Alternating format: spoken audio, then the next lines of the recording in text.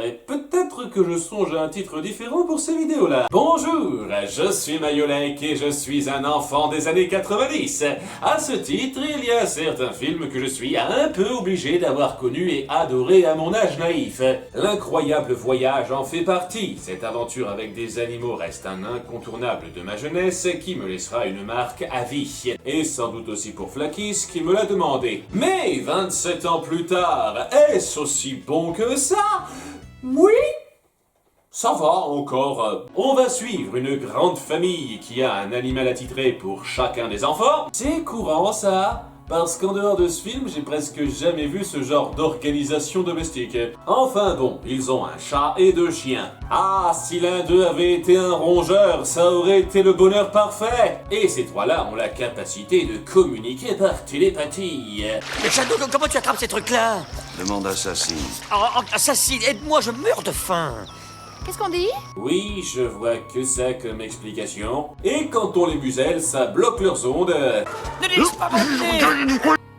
Je crois. On va pas chercher une logique trop profonde là-dedans. Alors que leur famille d'adoption les laisse dans une ferme, ils finissent par croire qu'il y a un problème et se lanceront dans un incroyable voyage. Hey! Pour retourner auprès des leurs. Péripéties à l'appel, rebondissements, histoire de cul, que du classique. Le cœur de ce film, c'est bien évidemment notre trio central et leur façon de percevoir la situation. On a 3 nuances différentes du spectre de la considération d'animal domestique. Shadow est le bon vieux chien fidèle et droit, Sassy est la petite précieuse aux allures supérieures, et le dernier, Chance. Je m'appelle Chance. Je sais que ça peut paraître bizarre, mais c'est pareil pour la plupart des noms, si on y réfléchit bien. Qu'est-ce que tu veux dire par là? Je m'appelle Fred. Je trouve ça un peu bizarre. Bref, Chance est le nouveau chien qui a un passé dans la rue et qui est accessoirement le narrateur pour une raison X. Parce qu'on n'a jamais assez notre dose de Christian Clavier. Je savais pas qu'on me portait autant d'intérêt.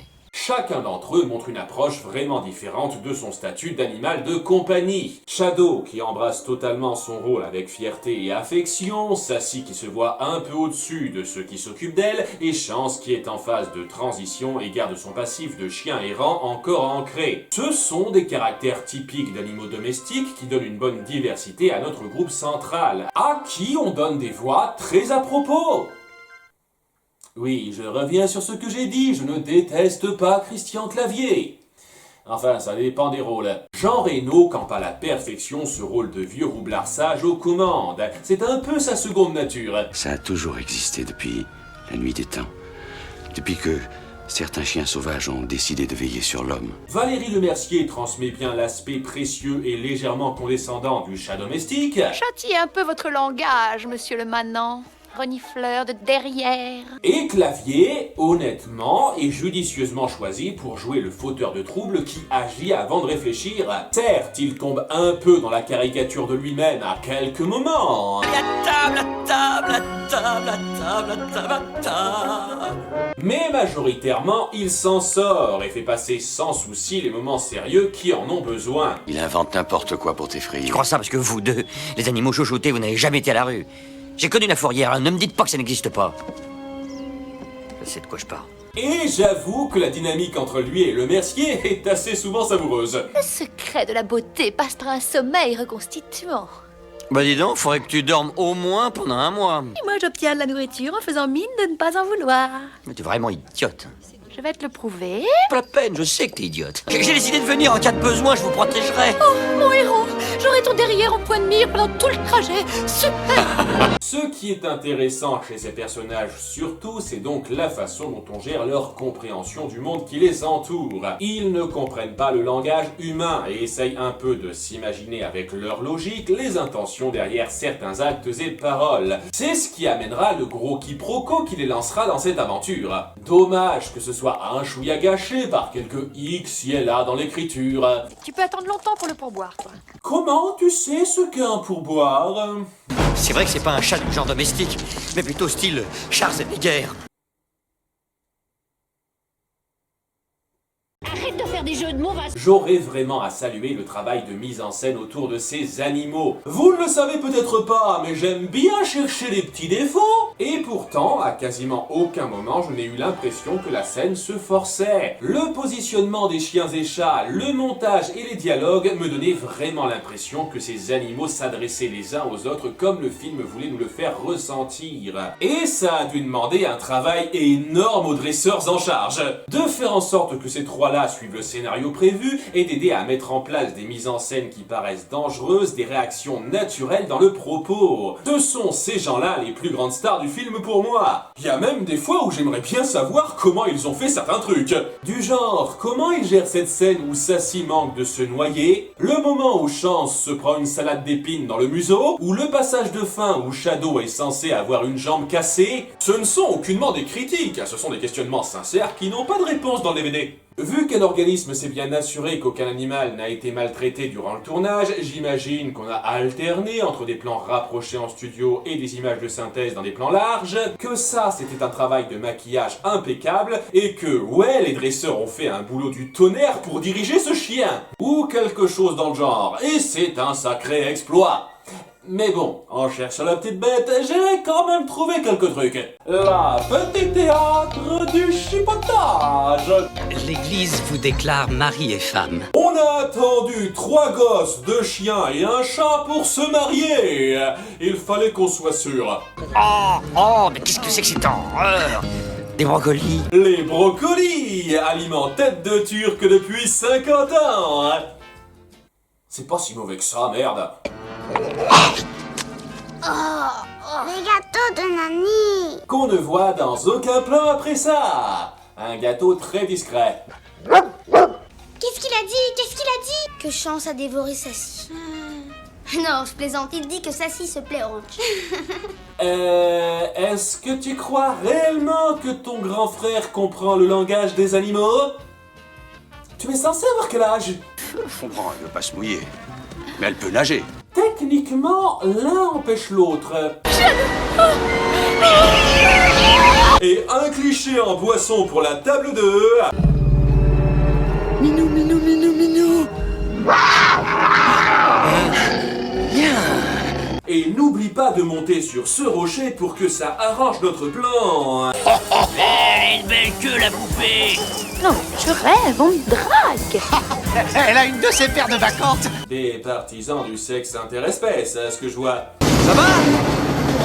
Je me prie du danger.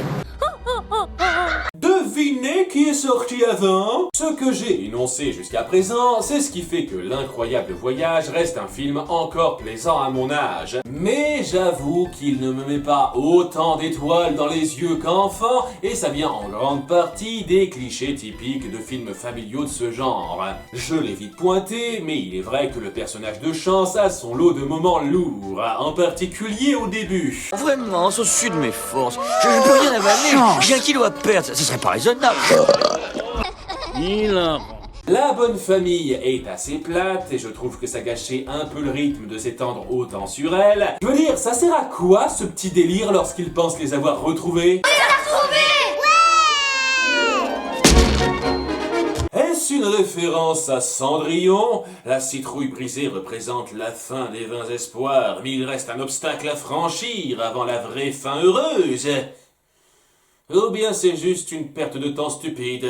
Je pense que ça aurait amélioré le rythme de se centrer le plus possible uniquement sur nos animaux, surtout quand 2-3 de leurs péripéties se déroulent un peu trop vite à mon goût. Et en parlant de rythme, il y a 2-3 passages précis qui m'ont un peu fait sortir du récit. Déjà, à la ferme, la tante part 2 jours et laisse un message pour que son voisin vienne nourrir les chiens-chats. Problème, le message se perd et c'est là qu'on essaye de justifier pourquoi le gars ne cherchera pas plus loin quand les 3 animaux se sont fait la malle. Encore merci de venir les nourrir. Le vieux chien semble s'ennuyer à mourir, alors je l'emmène avec les 2 autres. D'où sort ce message-là? Est-ce que c'est rapport à un autre moment où elle a accueilli un clébard différent chez elle et elle a oublié de ranger ça? Parce qu'elle précise bien qu'elle a jamais pensé à emmener les chiens en partant. Ils étaient pas avec toi?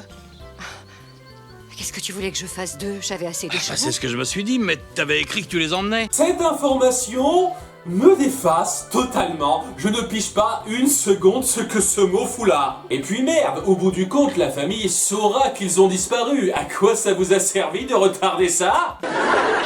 Pour moi, ça ne veut rien dire.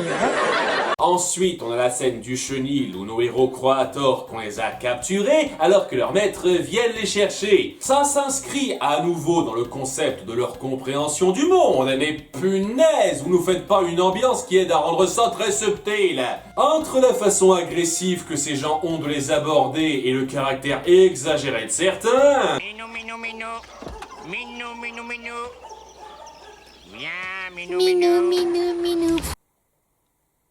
C'est lui qu'on envoie mettre en confiance les animaux pour sa nature douce et sa voix angélique. Ce besoin immédiat de s'échapper chez nos héros fait un peu trop grossier pour moi. Patapouf, digeste. Avant Tom Cruise, il y avait Valérie Lemercier. Le ton exagérément cartoonesque de la mise en scène rend cette péripétie censée être importante au récit assez pauvre et décevante à mes yeux. Mais le gag forcé est une chose, le drame forcé en est une autre. Vers la fin donc, Shadow se casse une patte en tombant dans un trou. Shadow! Ah oui, le bois les aime pas, cela. Et c'est le moment émotion où il leur dit de le laisser derrière. Il ne te reste plus qu'à apprendre à dire au revoir. Ou bien, vous pourriez rameuter la famille ici après les avoir retrouvés. On n'en est plus à un aller-retour d'1 ou 2 kilomètres près. Mais de toute façon, il aura réussi à s'extirper de là hors champ pour la grande réunion de fin. Shadow! Oh, Peter, je me suis tellement inquiété pour toi. Comment? On n'en sait rien, mais le pouvoir de l'amour est grand! C'est du guimauve un peu trop forcé pour moi, et votre drame de fin aurait vraiment pu être mieux illustré. Mais ça ne m'empêche pas d'avoir toujours de l'affection pour le récit global. Ce trio et ce qu'ils vivent restent prenants et touchants à suivre. L'humour et les moments émotions sont, pour la plupart, réussis et bien enchaînés, et en 27 ans, j'aurai toujours conservé le souvenir de cette musique épique.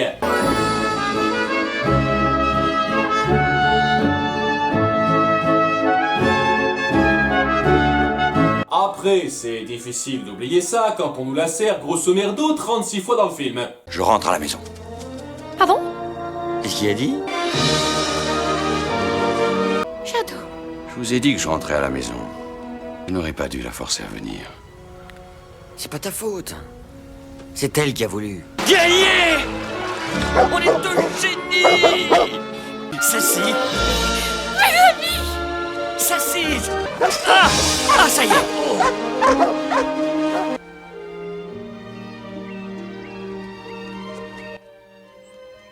Vous étiez vraiment fiers de cette composition. L'Incroyable Voyage est un bon petit film familial pour se sentir bien, avec des points forts indéniables. Je n'irai pas qualifier ça d'incontournable du cinéma, mais il n'y a pas à rougir d'avoir eu ça en tant que film d'enfance. Et je plains les pauvres qui ont eu droit à l'alternative 10 ans plus tard. C'était Mayolek, et la la la la la la la la la. Je vais avoir ça en tête pendant des mois.